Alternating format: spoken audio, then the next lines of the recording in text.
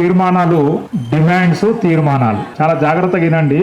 ఎందుకంటే వారికి మనం విన్నవించగలిగితే, వారికి చెప్పగలిగితే వారు మనకి ఏదైనా మార్గదర్శనం చేస్తారేమో అనేది వారు మాట్లాడే ముందు నేను చెప్తున్నాను. మొట్టమొదటి, ఎక్కడైతే మలక్పేట నుండి ప్రారంభమైనటువంటి స్టీల్ బ్రిడ్జ్ యాదగిరి థియేటర్ దగ్గర ఎండ్ అవుతుంది, దానికి సంగం లక్ష్మీబాయమ్మ స్టీల్ బ్రిడ్జ్ గా నామకరణం చేయాలి. చేతులు కొద్దిగా పైకి లేపితే చప్పట్లు అందరు కొట్టినట్టు ఉంటుంది, లేకపోతే కొందరే నిలబడి కాదు, కూర్చొని చప్పట్లు. ఎందుకంటే 1 సెకండ్లో 2 సెకండ్లో నేను వివరిస్తాను. వారు 1952 మొదటి మహిళా ఎమ్మెల్యే, కాంగ్రెస్ ఎమ్మెల్యే. 54లో విద్యామంత్రి, కాంగ్రెస్ విద్యామంత్రి. 57లో మొదటి పార్లమెంటేరియను, కాంగ్రెస్ పార్లమెంటేరియను. 52లో 2వ పార్లమెంటేరియను, కాంగ్రెస్ 2వ పార్లమెంటేరియను. మూడోసారి 67లో 3వసారి పార్లమెంటేరియను. ఏ పార్లమెంటరీ, ఏ పార్టీ? కాంగ్రెస్ పార్టీ. ఇప్పుడున్నది ఏంటిది? ఇంత చరిత్ర కలిగినటువంటి ఒక మహిళ ఈ ఆంధ్రప్రదేశ్లో కాదు, సౌత్ ఇండియాలో లేదు. కాబట్టి నామకరణం తప్పనిసరిగా పెట్టాలి. అది మన దత్తాత్రేయ గారు సీఎం గారితో మాట్లాడాలి. సీఎం గారితో మాట్లాడాలి డైరెక్ట్.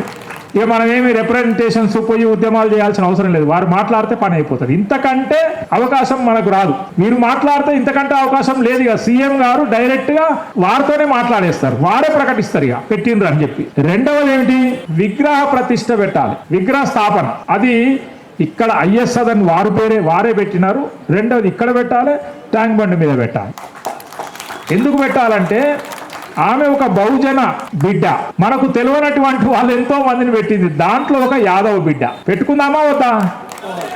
మరి ఎవరెవరో పెడుతున్నాం మనం. మనకు తెలియని వాళ్ళు, మన హైదరాబాద్లో పుట్టిన వాళ్ళు, మనకు సేవ చేయని వాళ్ళ పేర్లు పెడుతున్నాం, విగ్రహాలు పెడుతున్నాం. కాబట్టి అది కూడా దత్తాత్రేయ గారు ఆశీర్వదించాలి. మూడవది, ఈ సంగం లక్ష్మీబాయి, ఇది చాలా పెద్ద డిమాండ్, మెల్లగా చేద్దాం. సంగం లక్ష్మీబాయి పేరు ఒక యూనివర్సిటీకి పెట్టాలి. సంగం లక్ష్మీబాయమ్మ పేరు ఒక యూనివర్సిటీకి ప్రతిపాదించాలి. నేను అంటున్నా, ఒకవేళ ఇదే యూనివర్సిటీ అవుతే దీనికి సంగం లక్ష్మీబాయమ్మ యూనివర్సిటీ పెట్టాలి. పెడతారా లేదా సంగతి తర్వాత చూద్దాం.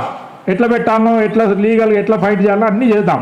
కానీ ఈ 3 డిమాండ్, ఒకటి స్టీల్ బ్రిడ్జ్కి ఆమె పేరు పెట్టాలి, రెండవది విగ్రహాన్ని పెట్టాలి, మూడవది సంగం లక్ష్మీబాయమ్మ పేరు ఒక యూనివర్సిటీకి ప్రతిపాదించాలి. మీరు అందరూ అంగీకరిస్తే, మీరు గట్టిగా చప్పట్లు కొడితే, వారి గుండెలో మనం గనక మన చప్పట్లు వినబడగలిగితే, వారి మనసు గనక ఆలోచనలోకి రాగలిగితే, మన ఆలోచన సాధన సమితి ముందుకెళ్ళి ముఖ్యమంత్రి గారితో ఈ పనులన్నీ చేపిస్తుందని కోరుతూ, మన ఆలోచన సాధన సమితి దీని ఉద్భవం, ఇది ప్రారంభం 2024 సెప్టెంబర్లో ఈ సంస్థ ప్రారంభం కావడం జరిగింది. ఈ సంస్థ యొక్క ముఖ్య ఉద్దేశం బహుజనులైనటువంటి, బలహీన వర్గాలైనటువంటి, రాష్ట్రంలో దేశంలో అత్యధిక జనాభా కలిగినటువంటి ఒక వారిని అందరినీ కూడా చైతన్యం చేయాలనేటువంటి ఒక లక్ష్యంతో ప్రారంభమై, కులము, వర్గము, ప్రాంతము భేదం లేకుండా, ధనిక పేద అనేటువంటి భేదం లేకుండా అందరూ కూడా సామాజికంగా వెనుకబడినటువంటి వర్గాలందరూ కూడా చైతన్యం చేయాలనేటువంటి ఒక ఆలోచనతో ఈ సంస్థ ప్రారంభమైంది.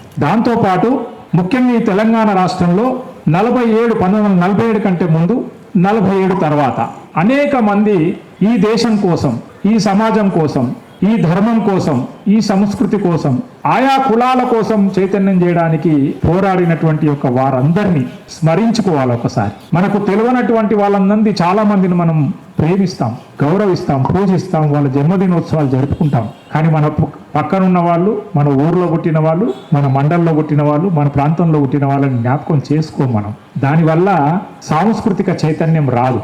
మన తాత ఎవరో, మన ముత్తాత ఎవరో, మన యొక్క వంశం వాళ్ళు ఎవరో తెలియనంతసేపు మనలో ఆ ఆత్మగౌరవం అనేది రాదు, మన విశ్వాసం రాదు, మనం ఏం చేయాలనో తెలియదు.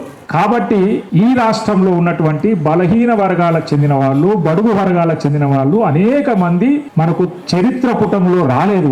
వాళ్ళందరినీ తీసుకొని మన ఆలోచన సాధన సమితి ఒక ఆదర్శంగా పెట్టుకొని నెక్స్ట్ జనరేషన్కు, ఇప్పుడున్న జనరేషన్కు, నెక్స్ట్ తరాల వారికి కూడా వారి యొక్క వారసత్వాన్ని అందించాలనే ఉద్దేశంతో ఇక ఇట్లా ఈనాటి ఈ సంగం లక్ష్మీబాయమ్మ గారి జయంతి ఎట్లయితే చేస్తున్నామో, మనకు తెలియని వాళ్ళు చాలా మంది, మనం చదవని వాళ్ళు, మనం చూడని వాళ్ళు చాలా మంది తెలంగాణలో ఉన్నారు. దీనికి ఆదర్శం నాకు ఎవరంటే, నా పక్కన ఉన్నటువంటి పెద్దలు గౌరవనీయులు శ్రీ బండారు దత్తాత్రేయ గారు నాకు ఆదర్శం.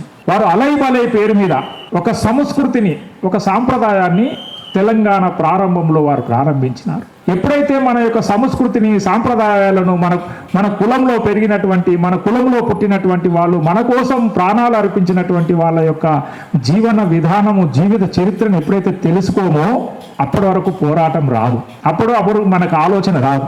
ఒక స్వతంత్రం జరగాలంటే, ఒక అభివృద్ధి జరగాలంటే, ఒక సామాజిక విప్లవం రావాలంటే సాంస్కృతిక విప్లవం రావాల్సిన అవసరం ఉన్నది అని గ్రహించినటువంటి మన ఆలోచన సాధన సమితి అనేక మంది పెద్దవాళ్ళను ఇట్లా జన్మదినోత్సవాలు జరపాలి, ఇది ప్రజల్లో తీసుకెళ్ళాలి. ఉత్తగా ఏదో మా ఆఫీస్లో, మా కార్యాలయంలో పెట్టుకొని, లేకపోతే చిన్న హాల్లో పెట్టుకొని జరిపితే కాదు. ముఖ్యంగా ఆ కులంలో పుట్టినటువంటి, ఆ వర్గంలో పుట్టినటువంటి, ఆ ప్రాంతంలో ఉన్నటువంటి వాళ్ళకు సంబంధించిన వాళ్ళందరినీ మనం చైతన్యం చేయాలి అనేటువంటి ఉద్దేశంతో స్వాతంత్రం కంటే ముందు నైజాముకు వ్యతిరేకంగా పోరాడిన వాళ్ళు, స్వాతంత్రం తర్వాత అనేక ఉద్యమాల్లో పాల్గొన్నటువంటి వాళ్ళు, అనేక తెలంగాణ కోసం పోరాడినటువంటి వాళ్ళు రచయితలు కావచ్చు, జర్నలిస్టులు కావచ్చు, విద్యావంతులు కావచ్చు, మేధావులు కావచ్చు, విప్లవంలో ఉన్నటువంటి వాళ్ళు కావచ్చు, విప్లవ పోరాటాలు చేసిన వాళ్ళు కావచ్చు, రైటిస్టులు కావచ్చు, లెఫ్టిస్టులు కావచ్చు, ఆర్ఎస్ఎస్ కావచ్చు, ఆర్ఎస్యు కావచ్చు, ఎవరైనా కావచ్చు, బలహీన వర్గాలకు చెందినటువంటి ఒక వర్గాల యొక్క ప్రతినిధిగా వాళ్ళు ఆ రోజు పోరాడినారు.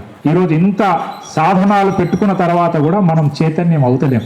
మరి ఆనాడు 1952లో ఆ అమ్మ ఒక విద్యాలయాన్ని స్థాపించి, ఒక సంస్థను స్థాపించి, ఆ సంస్థ ద్వారా వేలాది మందికి, అణగారిన ప్రజల కోసం విద్యను అందించినటువంటి గొప్ప త్యాగశీలి వారు. అంతేకాదు, వారు 52లో ఎమ్మెల్యేగా ఎన్నికై బాన్సువాడ అనేటువంటి ప్రాంతం ఎక్కడుంది, ఆమె ఇక్కడ ఉంటుంది, పుట్టింది గట్కేశ్వర్లో, పెరిగేది ఇక్కడ, వ్యవహారం చేసేది ఇక్కడ. బాన్సువాడ వెళ్ళి ఒక మహిళ, నేను అడుగుతున్నా ఇక్కడ కూర్చున్న వాళ్ళకు, ఈరోజు మనం ఒక మహిళని అంత దూరం పంపించి ఎన్నికల్లో నిలబెడతామా?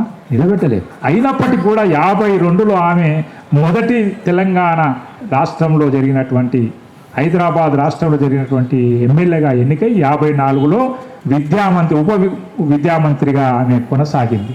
2వ పార్లమెంటు, 3వ పార్లమెంటు, 4వ పార్లమెంటు అంటే 3 సార్లు ఆమె మెదకు యొక్క పార్లమెంటు నుంచి పార్లమెంటు సభ్యురాలుగా ఎన్నికైంది. అంత ఆలోచన, ముందు చూపున్నటువంటి ఒక తెలంగాణ, ఆంధ్రప్రదేశ్లో ఒక ముందు చూపున్నటువంటి గొప్ప మహిళ. ఆ మహిళ సావిత్రిబాయి పూలే. ఇవాళ చరిత్ర పుటంలో మనం చదువుతున్నాం కదా, ఈమె 2వ సావిత్రిబాయి పూలే.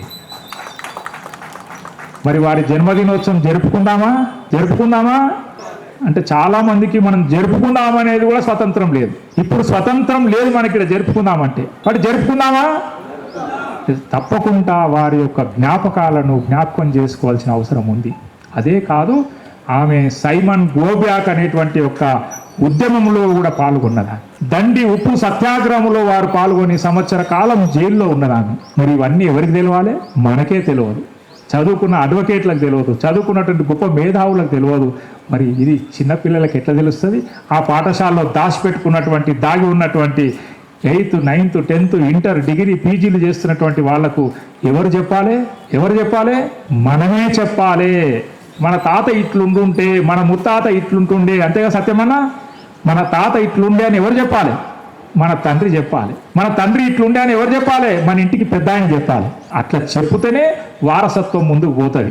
కాబట్టి దత్తాత్రేయ గారి కోసం మనం చెప్పాలంటే మొత్తం గ్రామాల్లో చెప్పాలి. మనం సుభాష్ చంద్ర బోస్ అనగా సుభాష్ చంద్ర గారి గురించి చెప్పాలంటే మనమే చెప్పాలి. వాళ్ళ కుటుంబము వాళ్ళు వచ్చి చెప్తే కుదరదు. కాబట్టి అటువంటి ఒక ఆలోచనతో మన ఆలోచన సాధన సమితి ఇవాళ ఈ 115వ సంఘం లక్ష్మీబాయమ్మ గారి 115వ జయంతి చేపట్టింది. ఈ ఒక్క జయంతితో కాదు, ఈ జూలై 27 అట్లనే అనేక మంది ఆగస్టులో, అది మహనీయుల యొక్క మాసం. అది వచ్చే నెల ఆగస్టు మహనీయుల యొక్క మాసం. చాలా మంది పోరాట యోధులు, స్వతంత్ర యోధులు అనేక మంది ఆగస్టులో పుట్టినారు. వారి జయంతులు కూడా మేము చేపట్టాలని, దీని ద్వారా సమాజంలో నిద్రాణమై ఉన్నటువంటి బహుజనులందరినీ, నిద్రాణంగా ఉన్నటువంటి ఆ కులాల వర్గాలను చైతన్యం చేయాలనేటువంటి ఒకే సంకల్పంతో, ఎవరికి వ్యతిరేకం కాదు, ఏ మతానికి, ఏ కులానికి, ఏ ప్రాంతానికి మన ఆలోచన సాధన సమితి వ్యతిరేకం కాదు. కానీ గర్వంగా నా మనిషి, నా ఇంటి మనిషి, నా బహుజన బిడ్డ, నా బీసీ బిడ్డ అని చెప్పుకుందామా వద్దా?